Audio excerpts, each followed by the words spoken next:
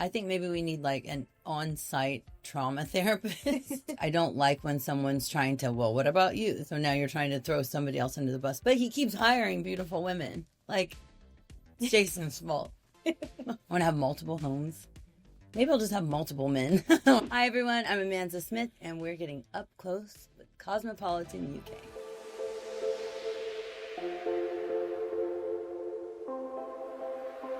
We're just going to start off with some easy questions. Can you define emancipication? Emancipication? Yeah, you used this word this season. Did I?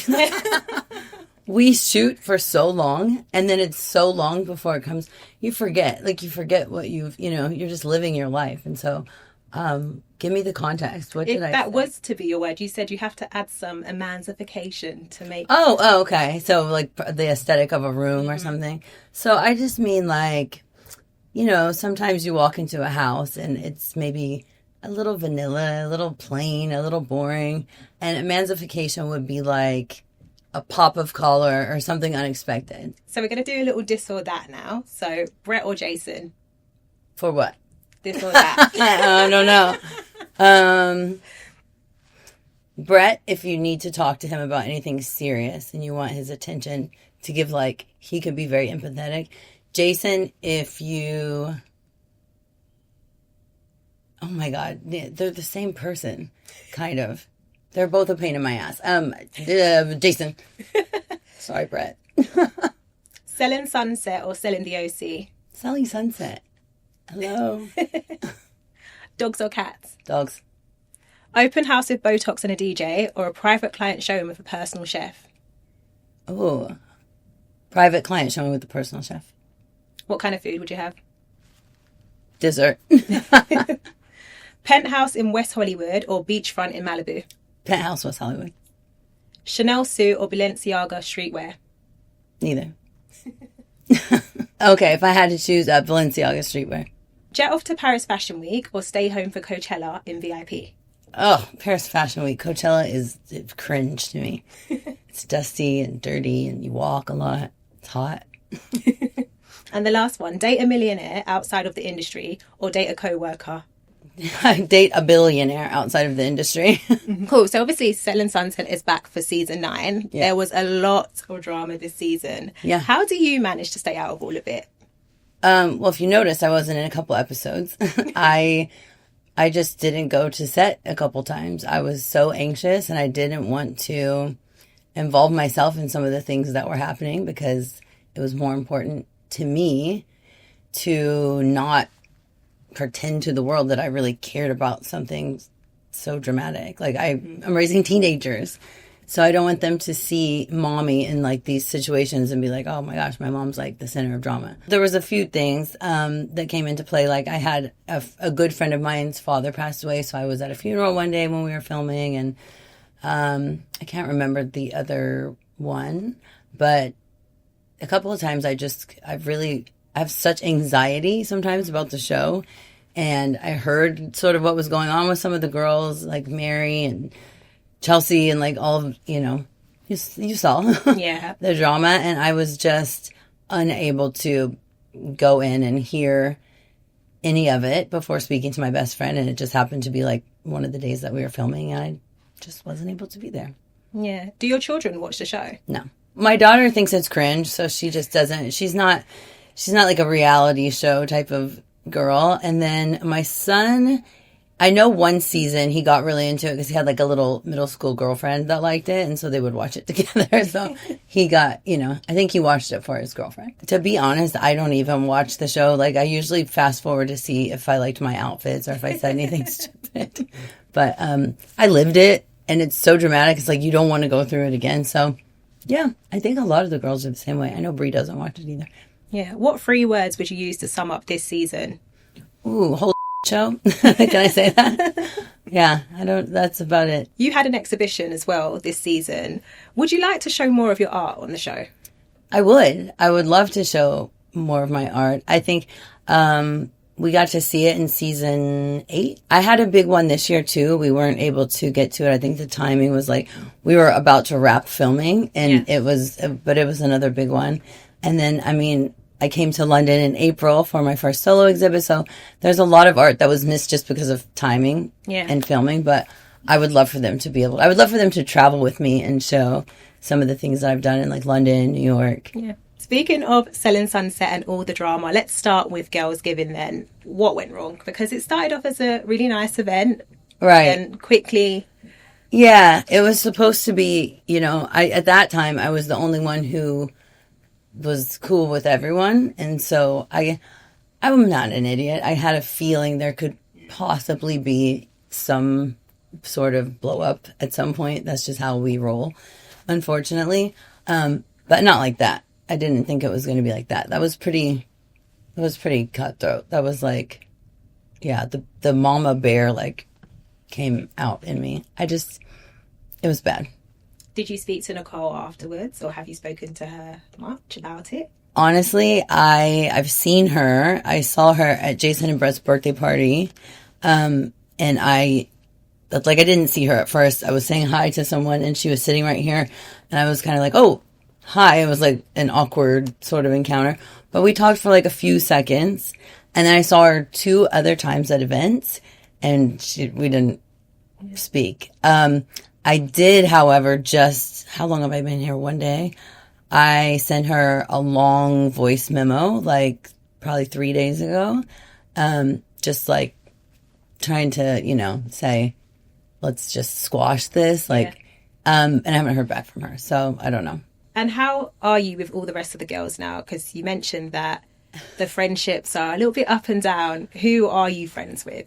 I mean, I'm friends, actual friends with, I want to say everyone. And then just right now, there's a little bit of shakiness between a couple of us. So Nicole being one, that's just an unresolved thing. But we were such good friends before, and I've known Nicole for so long. I can't imagine. It won't be on my part if this were to prolong for the rest of our lives and just not be friends ever again. I can't imagine that happening. Yeah. But at this point, I think it's up to her when she's ready to speak and squash it if she wants to. We have filmed the reunion since the wrapping of season 9. So that I went into the reunion cool with everyone except for Nicole, and then left the reunion also now maybe in a little bit of a scramble with Chriselle. So you'll see it. I can't even explain. I don't even know exactly what happened, but it was well, that wasn't supposed to go that way. Because you stood up for her at your Girls Given. I did, yeah. And yes, because what Nicole said was absolutely wrong, and I would do it again. That I can't say. I'm not telling Nicole, oh, what you said was fine. I'm now in a place with Chriselle. It's not that. I still think that what she said was gross and below the belt, but I can put, that was what it was. I'm still going to be your friend. Everybody makes mistakes. I'm not going to hold that against you for the rest of your life. But yeah, I can't say I know exactly how either one of them feel because it hasn't been 4 seasons of just going at it with somebody. I can imagine that just gets very taxing. You can only take so much, but hopefully we can all just kumbaya at some point. And then she brought up your past on screen as well. Did you expect her to bring that up about you, and how did it feel like? I've been an open book about my past. I've spoken about it. I actually, tell all of my story very freely. And it took me a minute to say out loud to the public certain parts of it because I'm raising kids. And so until they had known or I was able to talk to them about it, I wouldn't speak about it in public. But I've now, divulged everything to them. They're teenagers. So we have very open discussions about things like that. And so it didn't, when she said it, I wasn't not expecting it. It honestly didn't faze me. If I look back, I don't like when someone's trying to, well, what about you? It's you said something wrong, so now you're trying to throw somebody else under the bus. But you can't throw me under the bus because I use my past and I put it on my platform so that I can help others maybe or inspire or teach or whatever. And it also gives insight on, who I am and what I've been through and what I've overcome. So it didn't it didn't offend me. It didn't make me any more upset with her. It just, that's how some people, argue or defend themselves. I think it was unnecessary, but it didn't do anything. You went through a lot with your health was it season 8? How are you now? Like, how's your health and how are things with you?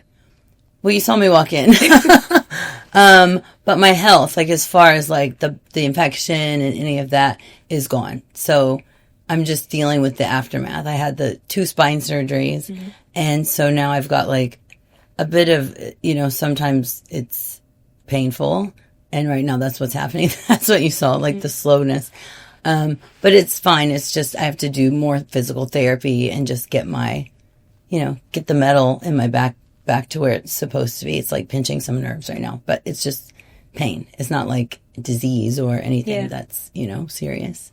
How has that changed your like outlook on life? Honestly, it took so much longer than I thought to like actually heal, because I was healing physically.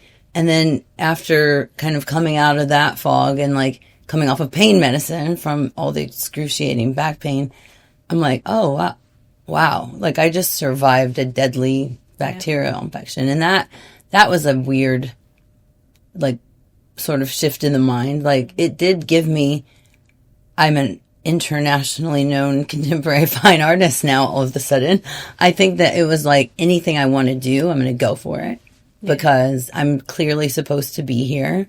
I was 24 to 48 hours away from dying, and I survived. And so I feel like I've really been given a second chance at life, to be honest. And that's sort of like a big thing to wrap your head around. And it was traumatic, I kind of came out of a fog. Like it took months after being out of the hospital. Like I was still on a lot of medicine, and then I was still healing, and it's just given me like, I guess a bit of confidence. Yeah.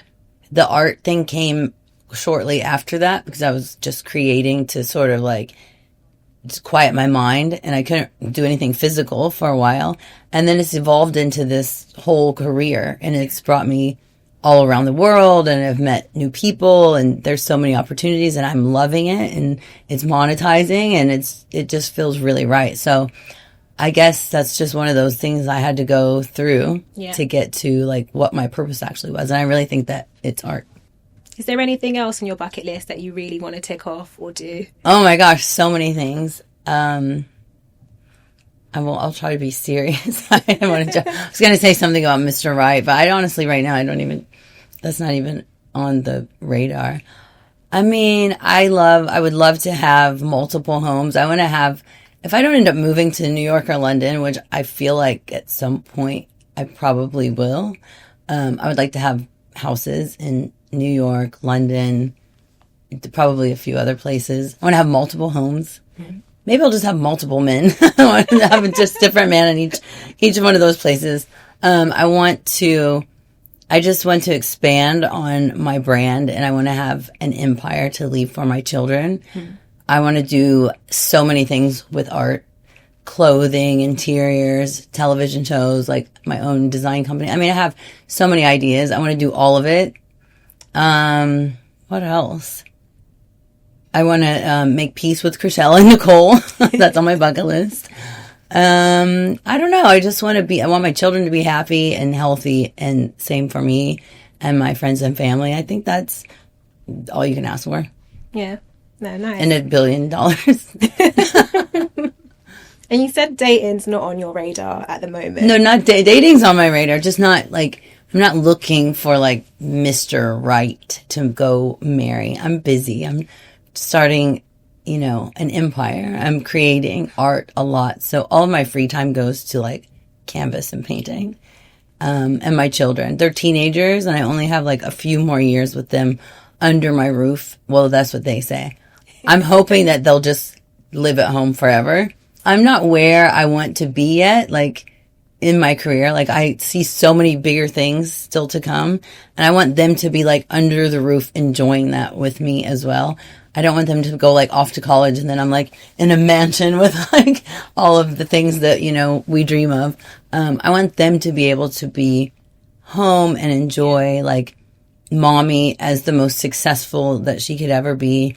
So then I'm also more patient and more present, because right now I have to work so much.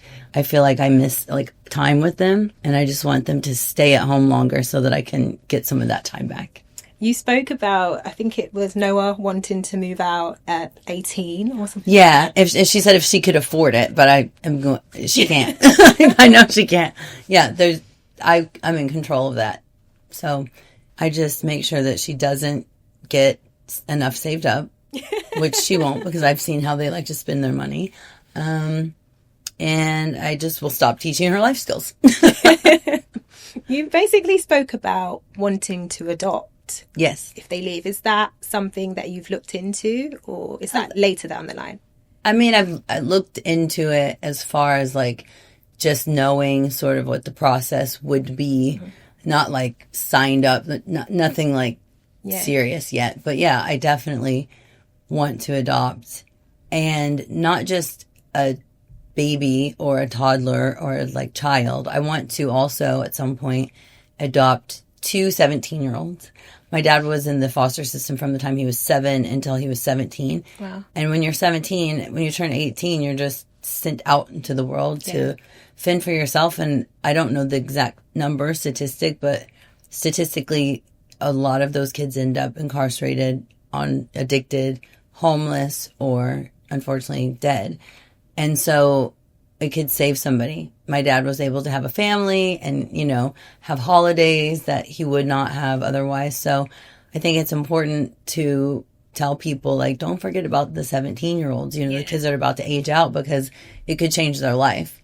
And a lot of people don't want to adopt, they want a baby. And I get that too. I do too. But then if they're 17, you can do it when you're 70 years old, and then you don't feel like you're like that old of a parent as well. So you have plenty of time to, adopt a teenager. Nice.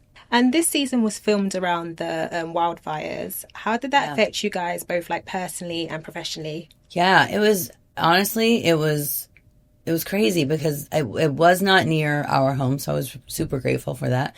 But you felt so helpless. Like I was so grateful, but you wanted to just there wasn't enough that you could do to help. We had so many clients that lost their homes.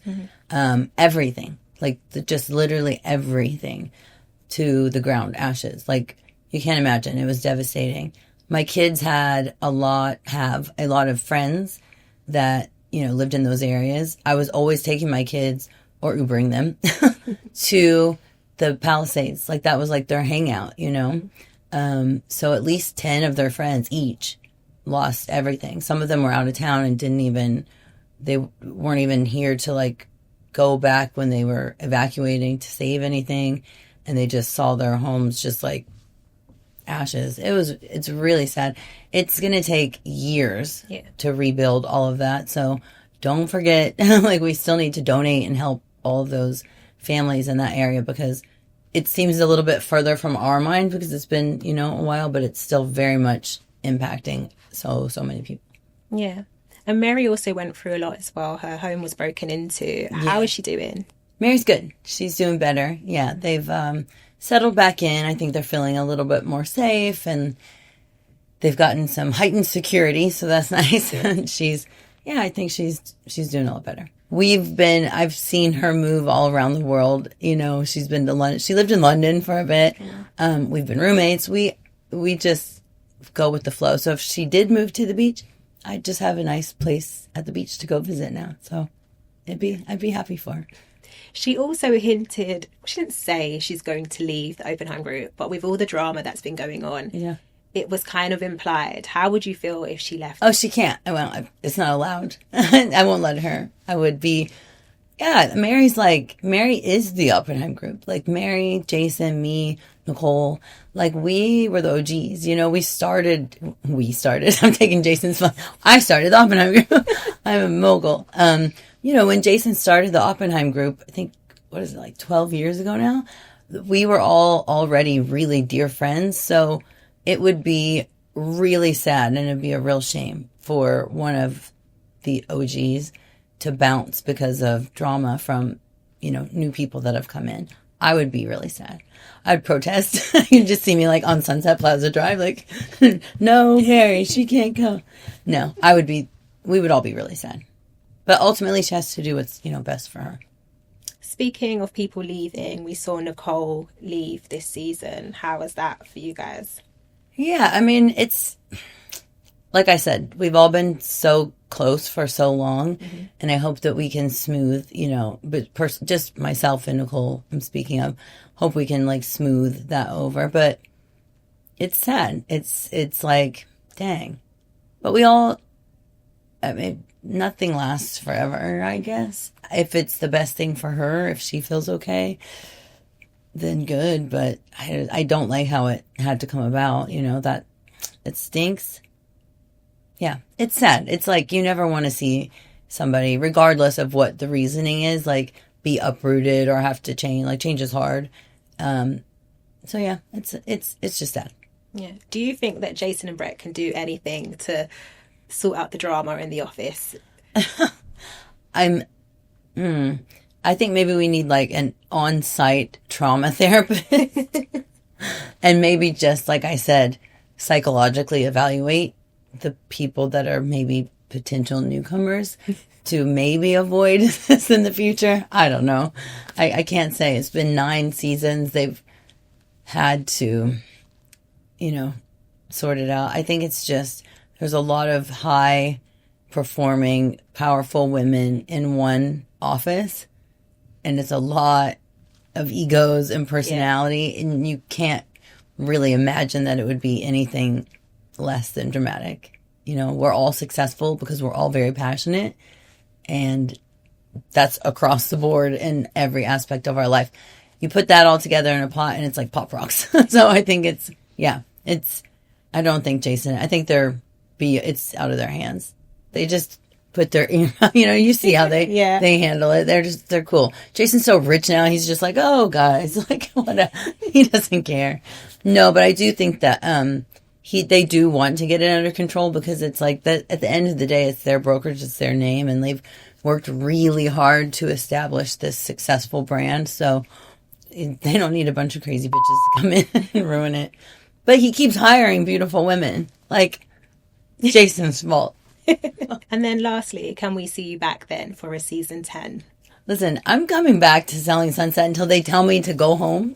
And even if they do, I'm still in the office all the time because I was in the office all the time before I was even an agent because I was best friends with Jason and Brett. And I would come around the time that Jason took everybody to lunch. So I will be there. They're not going to be able to get rid of me that easy. Yeah, I absolutely will come back if they ask.